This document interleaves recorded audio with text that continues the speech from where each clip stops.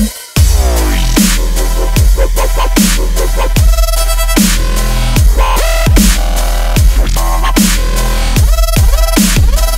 obrigado a todos pela presença, muito obrigado a Márcia pelo convite.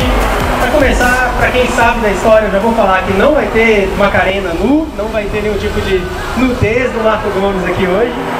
Mas espero que vocês gostem do que eu tenho para falar. Vão ser 10 minutos, super rapidinho. Deixa eu desligar o celular.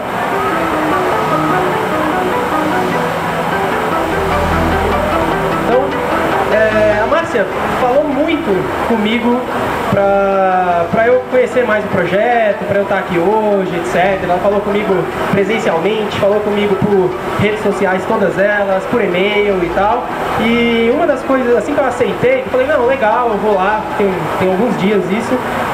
Ela me mandou uma mensagem, e aí a mensagem dela tá meio longe, acho que vocês não vão conseguir ver daí, mas tá ali. E ela tem um mega texto bonito e tal, mas no meio do texto tem o seguinte: a gente vai ocupar a Paulista, que inovação, não sei o que e tal. E ali no meio tem escrito: Giovanni, nunca saberemos se hoje estamos mudando a história. E aí marcado tá ali: Giovanni não sabia ao reunir membros da Renascença com os Médici. E aí eu pensei, cara, o que essa mulher tá falando?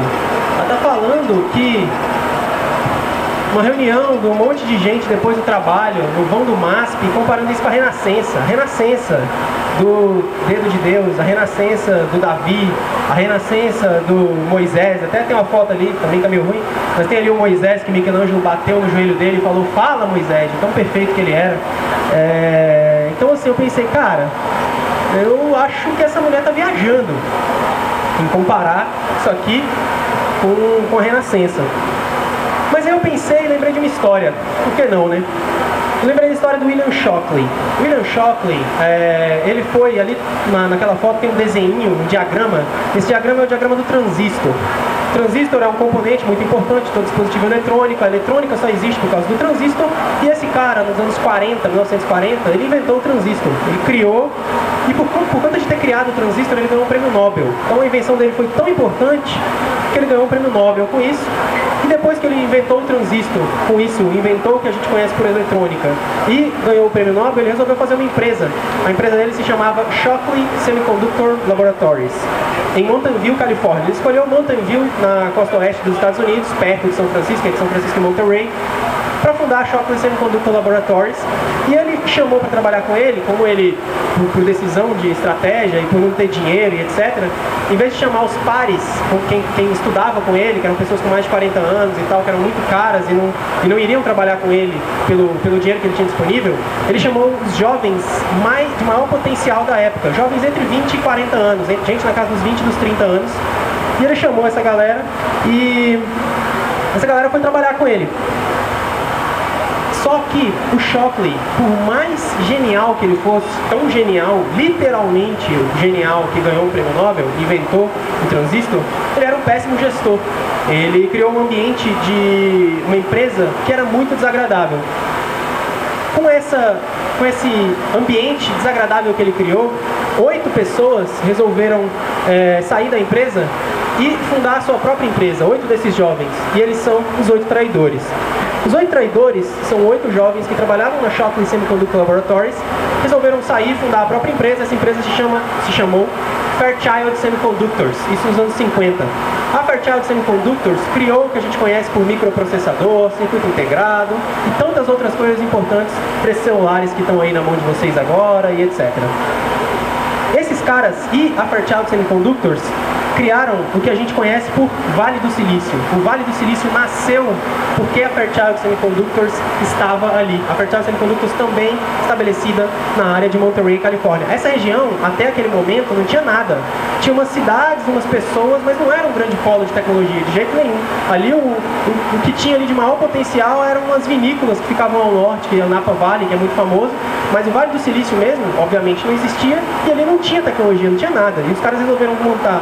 Primeiro o Shockley montou a empresa dele, depois a Fairchild resolveu ficar ali, montaram a empresa deles também, e da Fairchild Semiconductors nasceram 90 e tantas empresas, várias empresas que a gente conhece hoje, sua origem se dá e se remete a Fairchild Semiconductors.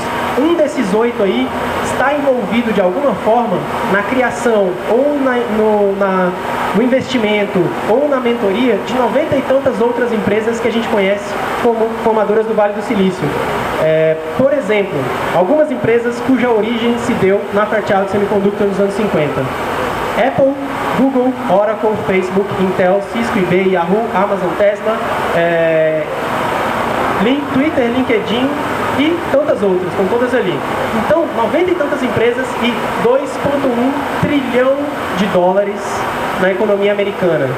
2,1 trilhões de dólares na economia americana geradas por conta da decisão do William Shockley de fundar uma empresa em Mountain View, na Califórnia, e criar o que a gente conhece por Vale do Silício. 2,1 trilhões de dólares criados na economia americana pela decisão de 8 caras de saírem e fundarem sua própria empresa e não ficarem naquela empresa merda que o William Shockley tinha criado. Então, a decisão de uma pessoa pode fazer muita diferença. Mas, mais que isso, a decisão e a união de todo mundo pode fazer grandes coisas. Todo grande feito humano começou com uma decisão individual, com uma iniciativa de alguém, com uma iniciativa da Márcia, por exemplo, que nos reunia aqui. Mas ela sozinha não ia fazer nada. O William Shockley era genial num lado e completamente incompetente no outro lado. Então, a gente precisa de gente como nós aqui, para poder mudar alguma coisa e fazer alguma coisa relevante. Vamos um pouco para frente na história. Aqui tem umas fotos, infelizmente vocês estão um pouco longe e tal, mas tem umas fotos do início da Bubox, do início da minha empresa. E ali tem a gente demonstra bem o que era essa história, o que era essa ideia. Ali tem um menino de blusa regata, dreadlocks, na primeira reunião que a gente fez com os investidores, aí já empresa fundada. Ali no canto dá pra ver que tem um cara de camisa e tal, todo estilão, que é o profissional da empresa de investimento, que fez investimento de 300 mil dólares para eu criar a empresa, para eu criar a minha empresa, né, em 2007. E em frente a ele tem lá um menino de regata e cabelos dreadlock. E a pergunta que eu sempre faço é, olhando essa foto, olhando aquele menino, você investiria 300 mil dólares naquele cara? Essa é a pergunta. Os investidores investiram, resolveram ver essa história ir pra frente. A gente trabalhou pra caramba, escritório pequeno, virando noite, aquela coisa toda que todo mundo já passou na vida e passa frequentemente, mas isso gerou uma recompensa. Essa recompensa é uma das empresas mais reconhecidas no Brasil, uma empresa pequena de 30 pessoas hoje, já teve 75 pessoas, a gente teve que se adaptar para poder manter a empresa saudável e lucrativa. Hoje tem 30 pessoas lá, mas é uma empresa de altíssimo potencial e de altíssimo reconhecimento no mercado, atendendo os maiores anunciantes do Brasil, com vários prêmios internacionais, inclusive prêmios na Forbes, na Fast Company, na revista Próximo, na Exame, na Época Negócio, entre tantos outros. Uma equipe incrível de gente altamente motivada, de gente altamente automotivada,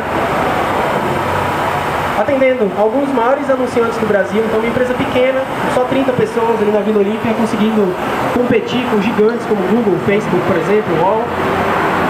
E hoje, alcançando 67 milhões de pessoas no Brasil. 6 em cada 10 brasileiros conectados são expostos a anúncios de um dos nossos clientes todo mês. Então, são mais de 10 milhões de pessoas por funcionário. Imagina isso. Cada funcionário nosso, fazendo uma divisão em uma média, a gente tem 30 e poucos funcionários, tem quase 20 milhões, mais de 20 milhões de pessoas.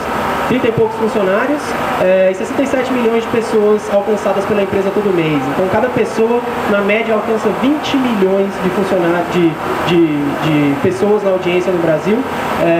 Isso é bastante coisa.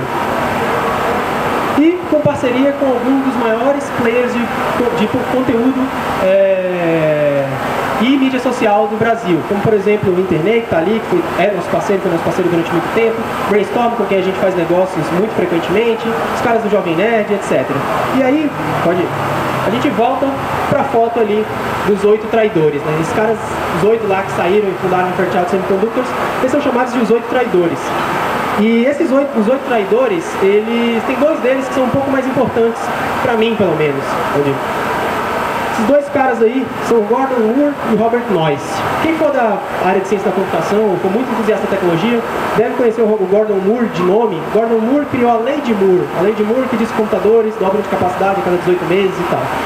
Esses dois caras, na verdade, eles são mais importantes para mim e para minha história, que de alguma forma uma sequência imprevisível de acontecimentos ligou o menino que nasceu lá no Gama, 40 e tantos quilômetros de Brasília, da capital, e mudou para São Paulo aos 20 anos, com R$30 no bolso para poder fundar uma empresa, ficou aqui um tempão, morando em casa de amigos e tal, conseguiu fundar a empresa, conseguiu investimentos e rala pra caramba até hoje. Eu não sou rico nem milionário, mas rala pra caramba até hoje para fundar uma empresa e para conseguir fazer publicidade em mídia social e ajudar produtores de conteúdo a ganharem dinheiro com o conteúdo que eles produzem. De alguma forma, uma sequência imprevisível de acontecimentos me ligou a esses dois caras. Por quê? Esses dois caras são fundadores da Intel. Intel, que é uma das investidoras da Bubox. Então, seria completamente inimaginável pensar que eu, lá em Brasília, no início dos anos 2000, programando de madrugada, tentando fazer alguma coisa para ajudar meus amigos blogueiros e a mim mesmo a ganhar dinheiro, iria me ligar aos caras da Shockley Semiconductor Laboratories, aos caras da Fairchild Semiconductors, que é a startup original, que é os caras que deram origem a tudo que a gente conhece, e ainda assim esse tipo de conexão acontece. Então a gente tem que acreditar, e a gente tem que acreditar que a iniciativa pessoal de cada um de nós, junto de um monte de gente, nunca sozinho, mas a galera junta, consegue fazer grandes coisas. Então, minha mensagem para vocês hoje era essa. Ali tem a imagem do dedo de Deus, inclusive. Vamos hoje acreditar que pode ser que não aconteça, mas nada impede que aqui esteja nascendo entre nós uma nova renascença e alguma coisa muito maior do que a gente conseguiria fazer sozinhos. Muito obrigado.